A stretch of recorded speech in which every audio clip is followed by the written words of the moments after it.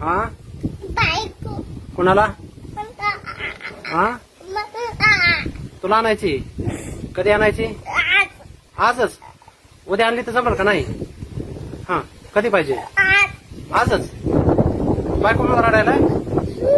तुला बायको पाहिजे का बरं म्हणजे तुला काय मम्मी जेवायला देत नाही का तुझी